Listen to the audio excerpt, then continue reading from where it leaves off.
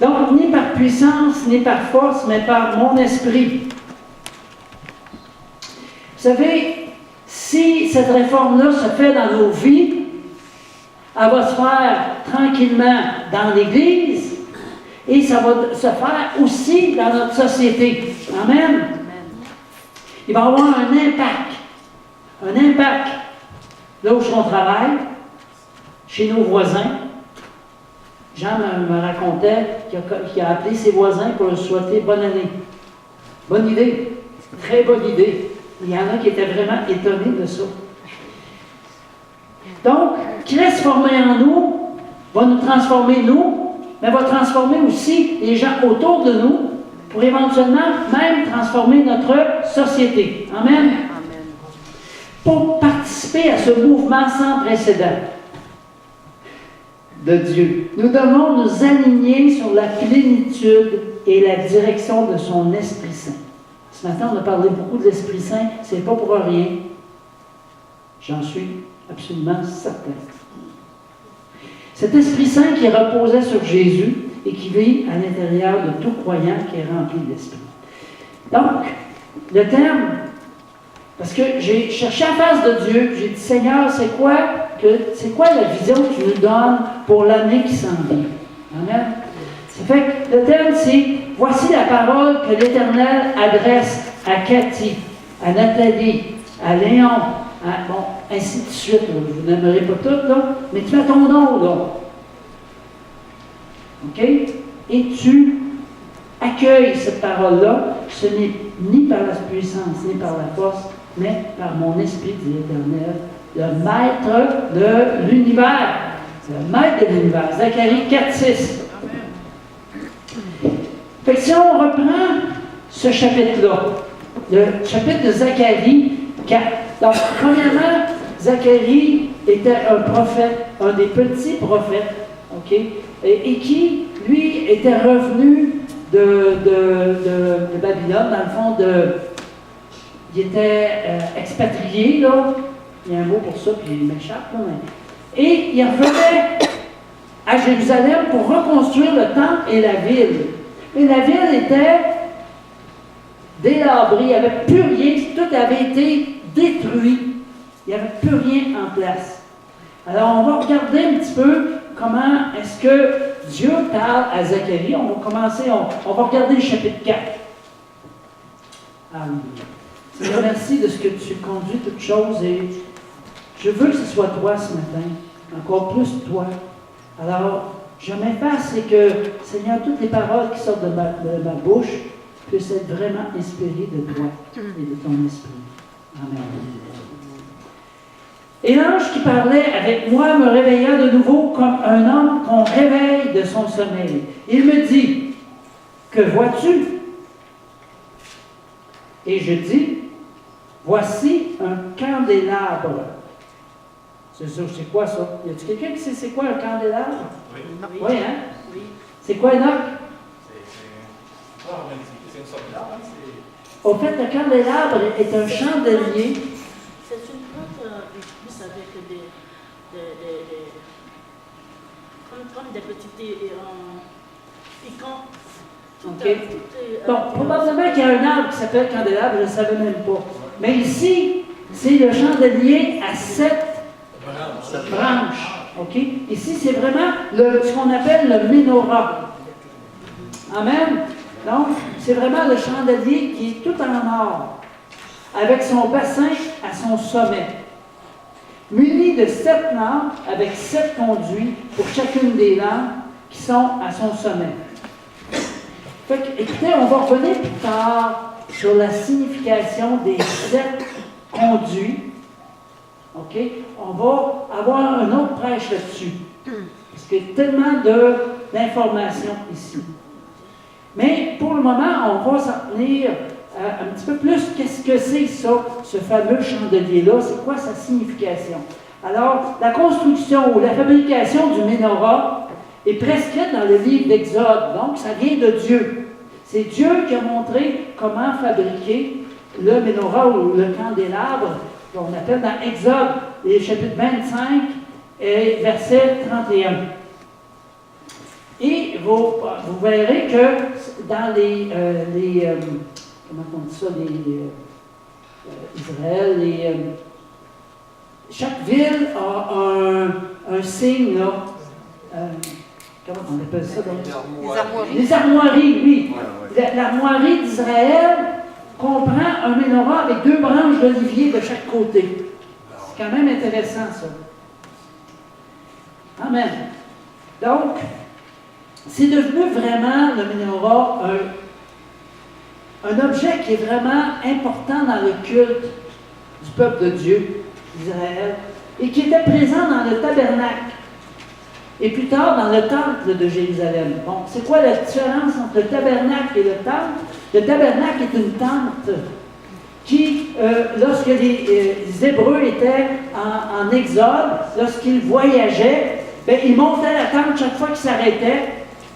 Ils la démontaient pour aller ailleurs, ils la remontaient. Et lorsqu'ils sont arrivés à Jérusalem et qu'ils ont pris le pays promis, ils ont bâti un temple. Et ils ont pris les mêmes éléments du temple. Donc, le menorah qui était là-dedans, évidemment, il y avait le lieu saint, le lieu très saint. Et tous les mêmes éléments qui étaient dans la tente se retrouvaient dans le temple, mais de façon construite pour toujours. Pas pour toujours, mais construite de façon solide, pour dire ça comme ça. Amen. Donc, c'est le plus vieux symbole du judaïsme. Et c'est aussi le plus important, encore plus que l'étoile de David.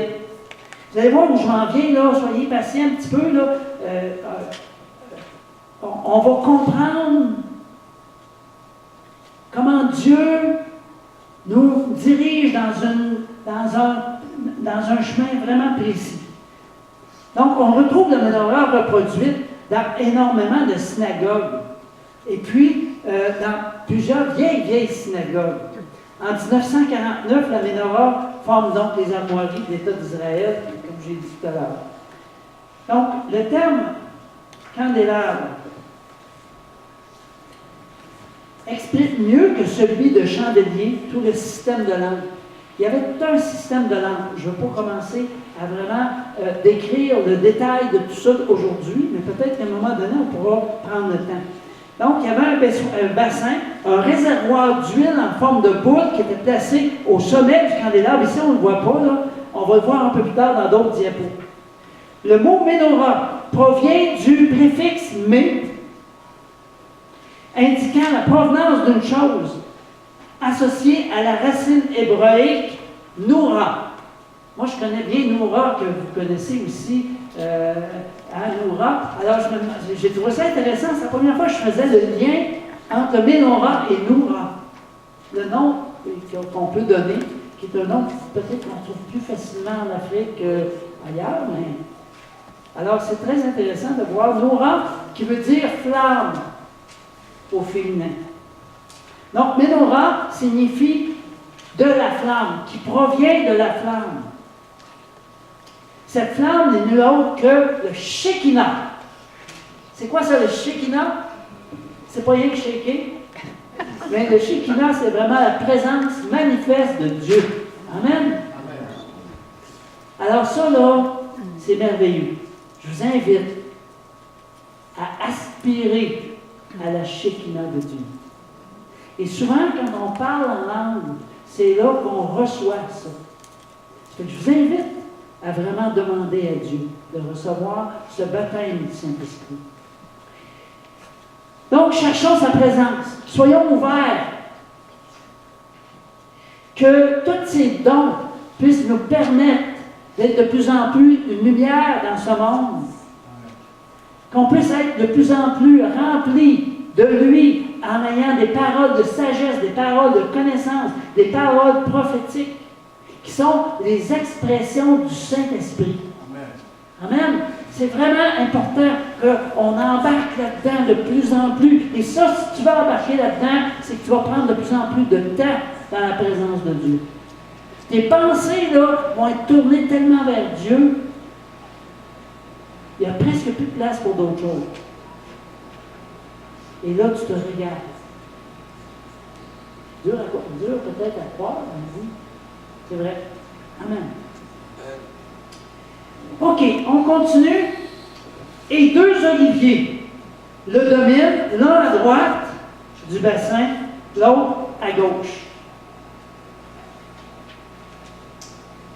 Donc, deux oliviers. En quelque sorte, les deux sources de l'huile.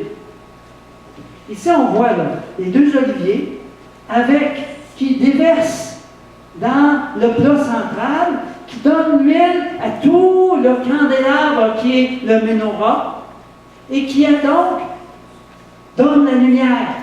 Et ce menorah-là donne vraiment beaucoup de lumière. Parce que cette flamme, dépendant, il y a différentes grosseurs de menorah, il y en a des immenses qui sont placées dans la ville et qui éclairent même les villes. En Israël, il y en avait un comme ça à une époque. Amen. Donc, la source de Dieu est inépuisable. Et ce que je trouve intéressant, c'est que l'huile vient de où? L'huile d'olive, ça vient de où? D'un olivier. OK, mais comment on fait pour faire sortir l'huile de l'olivier? Pour la presser. OK. Et c'est pas pour rien que Gethsemane est un endroit où il y a des oliviers centenaires. Là où Jésus a souffert. Là où est-ce que Jésus a été pressé de toutes parts. Il y a des oliviers centenaires. Alors, c'est à travers... On ne court pas après la souffrance. Ce n'est pas Dieu qui envoie la souffrance. Mais Dieu utilise cette souffrance-là pour nous remplir de lui-même. Parce que quand on souffre, on a juste envie de lui remettre tout parce qu'on n'en peut plus. J'ai regardé comment Lydie a souffert lorsque Richard est décédé. Qu'elle s'est vraiment pris sa source en Dieu. Et là, Dieu l'a rempli de sa présence au point d'écrire des chants qui ont inspiré son CD. Amen. Ça fait que ça, c'est intéressant ici. Vraiment l'huile. L'huile d'or. Soyons remplis du Saint-Esprit. Évidemment, l'huile, ça représente le Saint-Esprit. Le prophète, lui, il dormait. Tu sais, des fois, ça arrive, hein, on se réveille, là, on est tout à l'envers. On se rappelle de notre rêve, mais on n'a aucune idée de ce que ça veut dire. Puis des fois, on est bouleversé par nos rêves. Je dis, mais voyons, vous savez, c'est important de les écrire. Si vous avez des rêves là, qui vous brassent, là, écrivez-les, s'il vous plaît. Puis demandez-nous de vous aider à mieux identifier. Rita est très bonne là-dedans, Pasteur Rita, à m'aide souvent à mieux comprendre mes rêves et à l'aide d'autres. Mais c'est important de vraiment le comprendre. Fait qu'il était, lui, il se réveille, capable de se rappeler de son rêve, mais d'aucune manière, il peut le comprendre.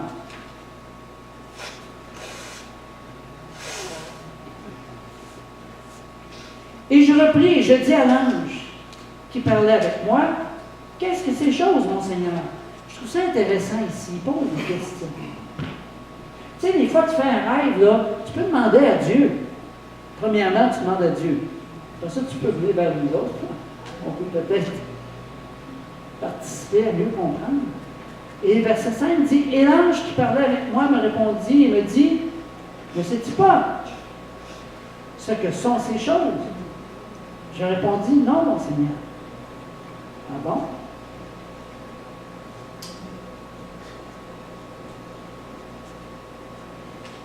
Vous savez, Dieu peut répondre en autant que tu reconnais tes besoins. Quand on reconnaît notre besoin, les Écritures offrent beaucoup de détails pour répondre à toutes les questions qu'on peut avoir. Vous savez, les croyants, on est tous appelés à apprendre. Est-ce que tu apprends? Si tu n'apprends pas, il y a un problème. C'est parce que tu es dans une vie comme une rivière et tu marches à contre-courant. Si tu ne rames pas, si tu n'avances pas, tu recules. Back up, ouais. C'est important de ramer. C'est important de progresser. Parce que le jour où est-ce qu'il y a quelque chose qui va t'arriver, si ta foi n'est pas fondée, tu vas l'arracher. France, elle a vécu ça hier, mais elle avait suivi des cours, elle s'était placée de façon à ce que ça ne colle pas. Amen. Au moment de la détresse, si tu as cultivé ta relation avec le Seigneur, ça va te permettre d'en sortir mieux. Je ne dis pas que tu n'en sortiras pas si tu ne l'as pas cultivé. Mais je te dis que ça va peut-être être. Tu vas peut-être l'arracher un petit peu plus. Quoi? Dépendant du bord que tu le prends, là. Amen. Les Écritures offrent tellement plein de détails qui. C'est sans fin, là. La parole, là, c'est sans fin. Mais pour celui qui est l'homme naturel, il ne va rien comprendre. Je me rappelle, moi, je lisais la Bible. On lisait la Bible, moi, Polita, avant de vraiment reconnaître que notre besoin de Dieu, puis de lui remettre les choses entre ses mains. On lisait la Bible, puis on se regardait, et on disait, bon, on n'a rien compris.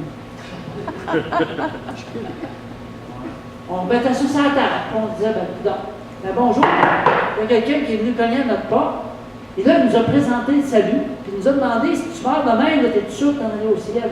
Il dit, pareil, je ne connaissais pas la parole. Et là, il nous a invités à une rencontre où est-ce que on nous a présenté vraiment l'Évangile. On nous a présenté ce que Jésus avait fait pour nous. Puis là, on était tous les deux, on a dit, oui, on veut de ça. Oui.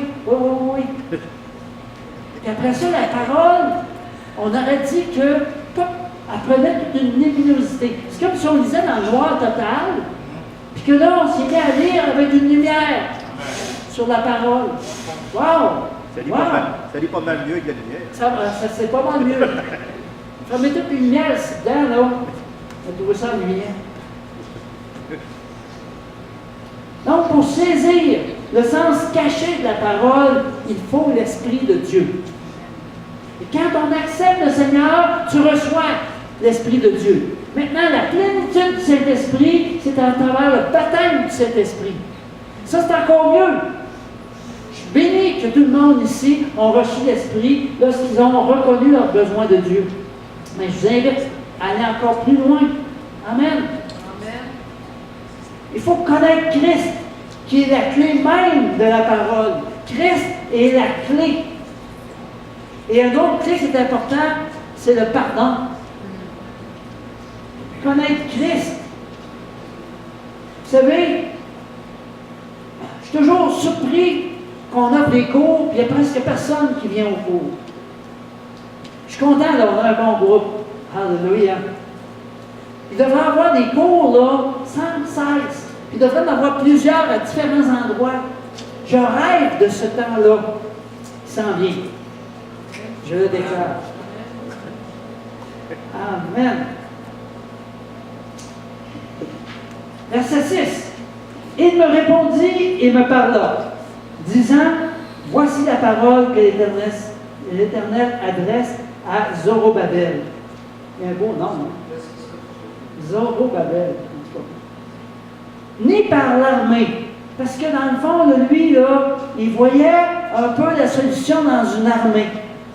Nous, souvent, dépendant des versions, là, ça peut être ni par puissance, ni par vaillance, ni par force, mais par mon esprit, dit l'Éternel des armées.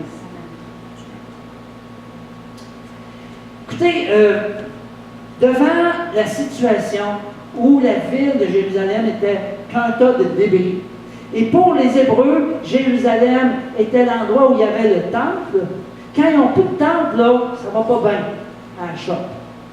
Plus de temple, là, plus de place pour faire les sacrifices. On sait qu'aujourd'hui, le sacrifice parfait a été donné à travers Jésus-Christ. Mais, wow! Ça fait que sans force et sans armée, Zorobabel pouvait se dire, comment est-ce que cette œuvre de relèvement va réussir? Oh! Le Seigneur répond, ce n'est point ici une œuvre accomplie par la force humaine. Mon esprit seul en est l'agent. Wow! Mon esprit seul. Moi, je veux que cette année, je crois que cette année, le Seigneur nous demande que ce soit son esprit seul qui soit notre agent. Amen. Amen? Son esprit seul. Il est évident que l'huile découlant des oliviers dans le candélabre, dans le menorah, est ici comme, en général, dans l'Écriture, le symbole du Saint-Esprit. Il déclare que la seule force nécessaire à Zorobabel et à chacun de nous, c'est son esprit. Allons voir 2 versets ici dans l'Apocalypse, les 7 esprits qui sont devant le trône, les 7 chandeliers et les 7 églises. Le mot 7 ici représente quoi? Ouais. Le mot 7, mais le chiffre 7. La perfection. Amen. Rendre à l'accomplissement. Donc, tout ça, le candélabre avec 7 tiges ou 7 flammes, tout ça, et que Dieu nous parle. Dieu parlait à son peuple à l'époque, et Dieu nous parle encore aujourd'hui. Et là, il continue en disant, « Qui es-tu, grande montagne, devant Zorobabel? » La montagne est devant Zorobabel. Mais qui c'est qui va s'occuper de la montagne? Oui, Dieu. Amen.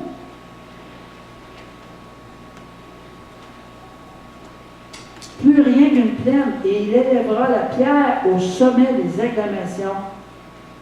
De grâce sur elle. C'est dur à comprendre un petit peu, notre français. C'est un français un peu plus ancien, mais Zorobabel ici voit devant lui une œuvre qui lui paraît impossible à accomplir, semblable à une montagne, inacceptable. Une montagne inaccessible, pas inacceptable, inaccessible. Tu sais, des fois, tu te promènes, là, puis tu vois une super montagne. Moi, je me suis promené dans les Rocheuses, je me suis promené dans les Alpes. Puis des fois, je regardais la montagne, je dis, Hier, on a regardé un film chrétien, je ne me rappelle plus du titre, là, mais c'est 2 gars qui montent une montagne. Il y en a un qui est chrétien, puis l'autre, mais pas. C'est toute une. Mais tu sais, il y en a un des 2 qui est mort. Le chrétien est mort dans ce voyage-là. C'est quand même. C'est quelque chose de monter, là. C'est quelque chose.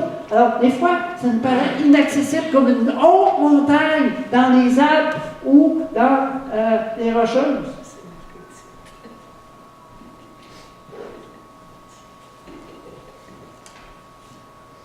Par la puissance de l'Esprit divin agissant en nous, cette montagne deviendra aussi facile à franchir qu'une plaine. On va y courir. Amen. Dans le Nouveau Testament, dans Matthieu 21, ici, on a un exemple de cette mise-là en pratique. Jésus répondant leur dit, « Je vous dis en vérité que si vous avez la foi, » Hey, là, on pourrait avoir toute une prêche sur la foi. Ben, je ne vous repartirai pas une autre prêche sur la foi, mais je vais juste vous dire que tout le monde a la foi. Il y en a qui ont foi en rien. Mais ils ont foi pareil. Mais ici, la foi qu'on parle, c'est la foi en Dieu. La foi que Dieu t'a créée. La foi que Dieu a un plan pour ta vie. A des projets de bonheur. La foi qui te permet de croire à ce qui est écrit dans la parole de Dieu et à mettre toute ta confiance dans cette parole. C'est cette foi-là qu'on parle. Une foi qui voit déjà les choses qui sont arrivées, même si elles ne sont pas dans Hébreu. Amen. Donc, c'est de cette foi-là ici qu'on parle. OK? Je veux juste préciser parce que le mot foi, là, il y a toutes sortes d'explications. Hein? Donc, Jésus répondit et leur dit, je vous dis en vérité, si vous avez la foi, et si vous ne doutiez point, non seulement vous feriez ce qui a été fait au figuier, ça vous vous rappelez que le figuier avait complètement séché, mais même si vous disiez à cette montagne, ôte-toi de là et jette-toi dans la mer, cela se ferait. Et tout ce que vous demanderez en priant, si vous croyez, vous le recevrez. Allez, madame, arrêtez de parler, s'il vous plaît. Ah, ben, c'est parce que sinon, on va vous séparer, hein, on va faire mon prof d'école, là. Non, mais c'est important d'écouter. Après ça, on pourra en parler. Amen. Je vous invite vraiment à écouter. Donc, et après, il continue en disant, il éleva la pierre. C'est ici la pierre d'angle, la pierre principale qui doit figurer au fronton du temple. C'est la pierre de l'angle qui est Jésus-Christ. Jésus-Christ doit être la pierre de l'angle de nos vies. Amen. En 2019, dites-le, c'est Jésus qui est la pierre de l'angle de ma vie. C'est Jésus qui est la pierre d'angle de ma vie. Amen. Amen. Donc, Zorobabel reçoit de la bouche de Dieu l'assurance qu'il aura certainement la joie de hisser cette pierre-là à la place qui lui est destinée, et cela aux acclamations du peuple réuni pour cette cérémonie. Et ça s'est passé. OK? Zorobabel a bel et bien mis la première pierre, puis il était là, puis le peuple acclamait. Amen. Si tu mets Jésus comme pierre, je te garantis que le peuple n'aura pas d'autre choix que de l'acclamer un jour ou l'autre. Amen.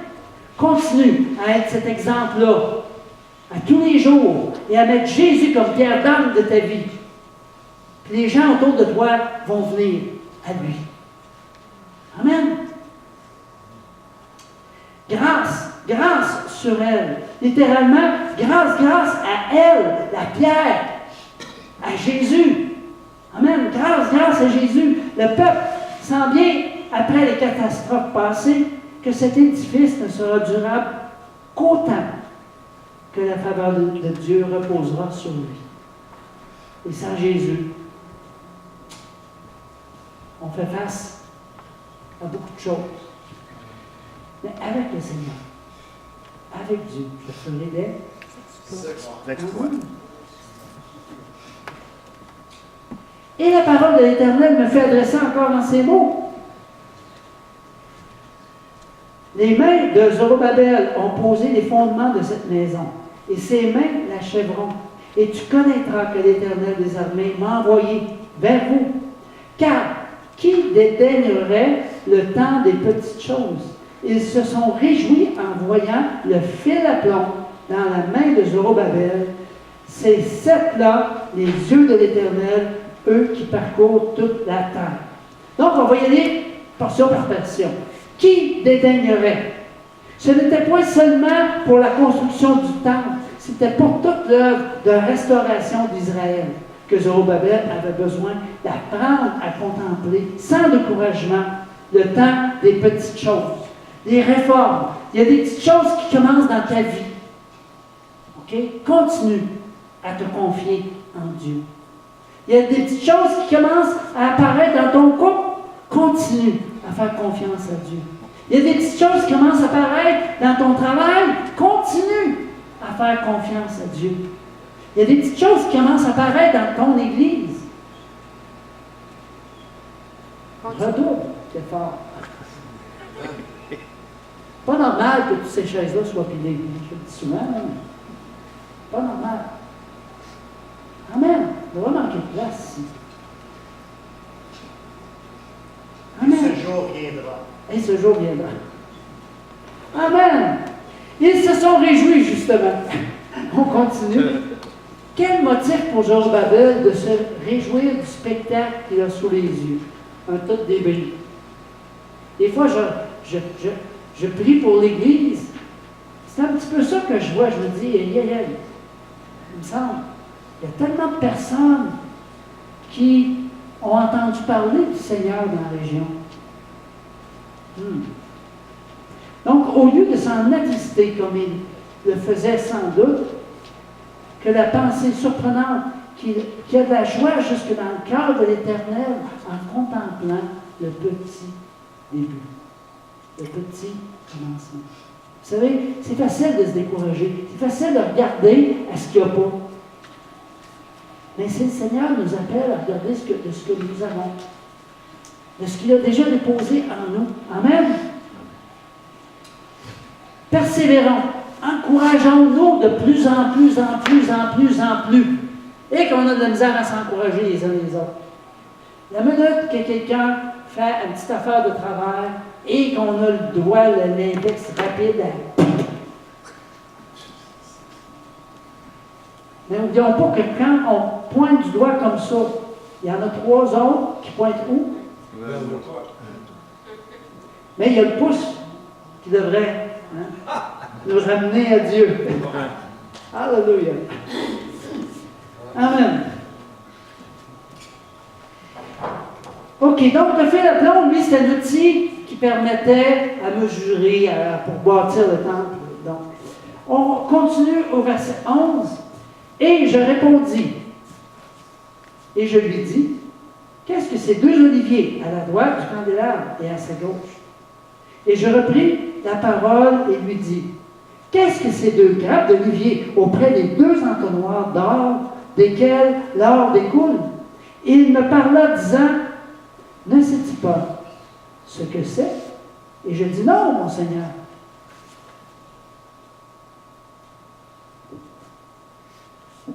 Alléluia.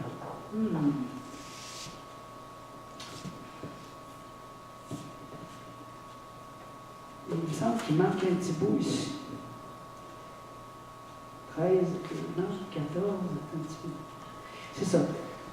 Ce sont les 2 fils de l'onction qui tiennent auprès du Seigneur, qui se tiennent auprès du Seigneur de toute la terre.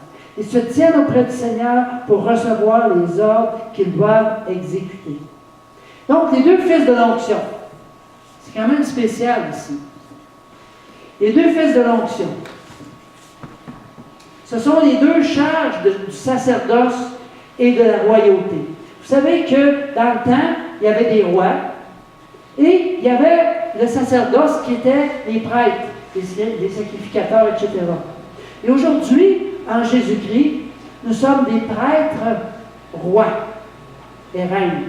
Amen. On a les 2. Wow! Et voyez-vous, c'était représenté à ce moment-là par Jéshua et Zorobabel. Ils les appellent littéralement les fils de l'huile, des hommes jouissant du privilège de l'onction. Ben oui, le Seigneur, s'il nous place en quelque part pour s'occuper soit dans l'Église ou nous appelle au ministère, il va nous donner l'onction pour pouvoir répondre à ça. Amen. Ça ne veut pas dire que ça ne demande pas d'effort. Mais par sa grâce, on y arrive. Amen. Le souverain sacrificateur portait en Israël le nom de Kohen Hamashiach. Hamashiach. Kohen Hamashiach. Le sacrificateur au loin. Wow! Et le roi, celui de Mashiach Yehovah, loin de Jéhovah. Wow! Ces 2 charges sont en effet les organes des grâces et des forces abondantes que Dieu peut répandre sur son peuple. Amen. Fait que Dieu choisit des personnes. Amen. Pas parce qu'ils sont nécessairement plus fins. Il choisit des femmes, des hommes. Dans notre société. Et plus que, je dirais, le Seigneur nous donne ce qu'il faut pour répondre à son appel. Acceptons. D'abord, acceptons l'appel que Dieu met sur notre vie. Mais deuxièmement, acceptons l'appel que met Dieu sur les autres vies. Si le Seigneur nous a demandé d'être ici, à Saint-Malachie, c'est parce qu'il y avait quelque chose à faire à travers de nous autres. Si sans cesse, vous savez, dans notre société d'aujourd'hui, là, elle cherche toujours par lui-même. Les gens ont beaucoup de la misère à recevoir des autres. Seigneur nous a placés ici, nous a permis d'aller chercher toute une formation. Et c'est pas pour rien. En quelque part, là, ouvre ton cœur à ceux que Dieu place. Amen. Merci, Darlene, pour ta prière tout à l'heure. Et je vois que vraiment Dieu a déjà ouvert quelque chose à travers ta prière. Je rends grâce à Dieu pour cette prière-là, parce que oui, on a besoin des prières du peuple. Mais en même temps, on a besoin que vous nous reconnaissiez comme pasteur, comme docteur, comme prophète. Rita a une onction prophétique sur sa vie. Et même comme apôtre éventuellement. À travers l'Afrique, à travers Haïti, on a vraiment à cœur les peuples qui sont dans certaines difficultés. Amen. L'année passée, c'était à quel mois qu'on était en Belgique, Rita? En février. Rita a commencé à me parler d'aller en Belgique, puis je dis, j'ai la misère à me libérer pour mon travail. En tout cas, j'ai résisté. Et je reconnais que je n'étais pas dans les voies de Dieu à résister. Puisqu'on s'est rendu là-bas, et que là, pendant la formation, on suivait la formation, il y a eu une sorte d'appel, mais le responsable de Rehoboth, qui est un centre prophétique là-bas en Belgique, se lève et puis nous demande d'avancer en avant. Comme quoi, il y a vraiment une révélation. Et puis bon, moi et Rita, on s'avance.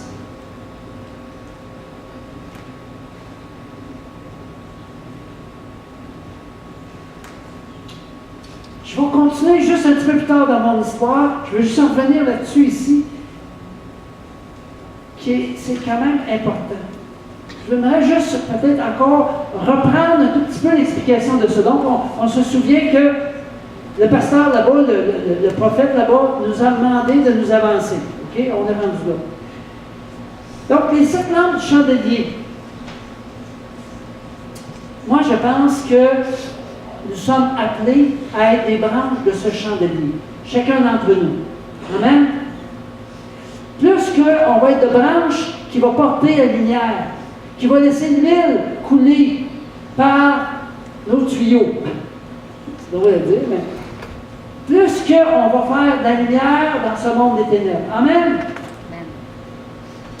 Alors, à ce moment-là, on va être appelé aussi la lumière du monde. Amen? Ni par force, ni par puissance, mais par mon esprit, dit l'Éternel. Le Seigneur répond, ce n'est point ici une œuvre accomplie par la force humaine, mais par mon esprit. L'esprit est le seul agent. Rappelons-nous de ça. Quand nous réalisons notre incapacité et que nous faisons pleinement confiance à Dieu, Dieu se plaît à agir et à écarter toute montagne de notre chemin. Amen? Alors, même si c'est une petite chose, Dieu va en faire une très grande. Amen? Ça fait, depuis 1993, on est dans la région d'Italie. Et puis, ça fait à peu près 8 ans qu'on est pasteur ici. Ça fait que, et parfois, on trouve le travail comme une immense montagne. Des fois, on a l'impression d'être devant une situation qui n'est pas facile. Alors, lorsqu'on était en avant, le prophète là-bas, le pasteur, nous a donné le menorah à cette branche. Il nous a dit que nous étions la fille et le fils de l'huile qui tenaient le menorah. Et là, ils se sont mis à prophétiser sur nous. Je vous dirai peut-être pas tout ce qu'ils ont dit. J'inviterai pasteur Rita à t'avancer, s'il te plaît, si tu as quelque chose d'autre à rajouter.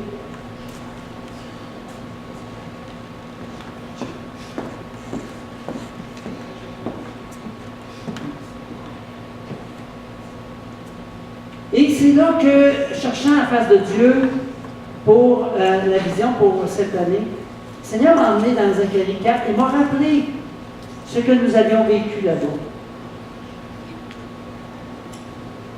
Donc, le Seigneur nous dit, Ce n'est ni par la puissance, ni par la force, mais par mon esprit, dit l'Éternel, le Maître de l'univers. Rita et Jean-Yves sont les fils et le fils de l'huile qui tiennent le menorah, qui représente la Shekinah, la présence manifeste de Dieu. Ici, là, il ne faut pas que vous pensiez que je suis en train de me placer. Ça fait longtemps que le Seigneur nous a placés ici, comme pasteur. C'est juste de voir comment est-ce que vous pouvez encore plus recevoir de ce que Dieu désire pour vous. Amen? De Rita et de Jean-Yves coule une huile d'onction qui permet à chacun, s'il laisse couler cette huile sur lui, d'apporter des matériaux précieux à l'édifice de Dieu, des âmes nouvelles, des pierres vivantes édifiées sur le fondement qui est Christ, la pierre de l'âme. Amen? Moi, je crois vraiment qu'en équipe, on va arriver à quelque chose d'absolument extraordinaire. Amen? Amen.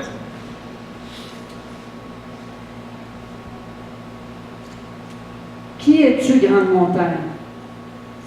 Qui es-tu, grande montagne, de réveil dans la région? Qui empêche? Ça dit, qui dédaignerait le temps des petites choses? Réjouissons-nous, puisque le Maître se réjouit. L'Église de Saint-Malachie est appelée à répandre sa lumière à l'extérieur, de plus en plus. Êtes-vous prêts à faire confiance à Dieu, à vous investir? Vous savez, ça demande un investissement. Ce n'est pas tellement compliqué, c'est du temps. C'est du temps que vous donnez pour Dieu. C'est aussi simple que ça. À travers des formations, à travers dans des cours, à retrouver ton premier amour, à retrouver, à prendre du temps de plus en plus avec le Seigneur, à faire confiance à ceux que Dieu a placés aux oliviers, qui vont laisser couler l'huile d'or dans leur conduit. Donc, engage-toi. Engage-toi devant le Seigneur. On est là pour t'aider. On est là pour vous aider. Amen. Amen. Alléluia.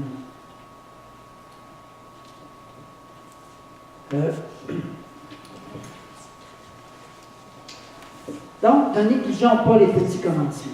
Et là, Rita va nous emmener juste un petit quelque chose. Soyons patients encore un petit peu. On va terminer bientôt.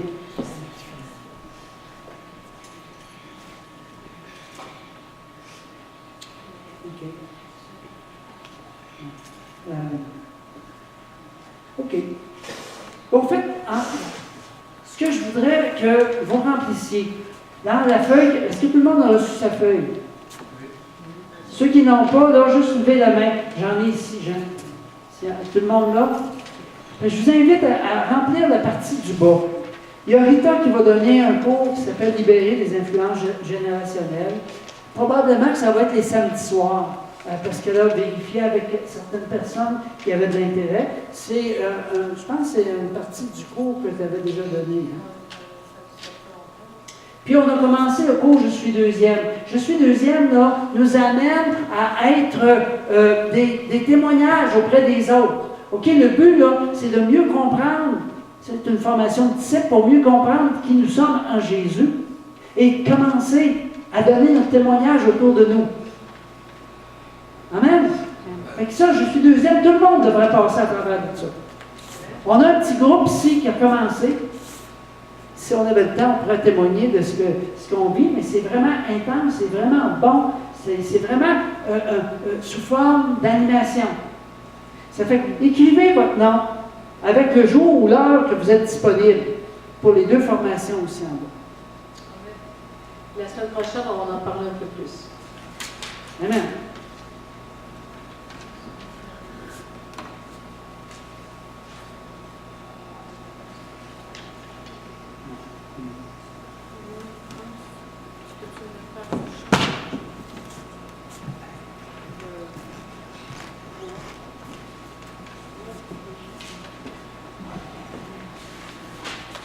Vous savez, si vous voulez enfanter, il faut l'intimité. Hein? Si tu veux enfanter, ça commence par l'intimité. Je parle spirituellement. Non, c'est pas mal. Puis Dieu cherche des affamés. Est-ce que tu es affamé? Amen. Si tu es affamé, avance-toi ce matin. Si tu veux l'enfanter, avance-toi ce matin. On va vraiment appeler l'huile sur ta vie, le Saint-Esprit sur ta vie, pour que tu sois de plus en plus ce témoin que le Seigneur veut que tu sois.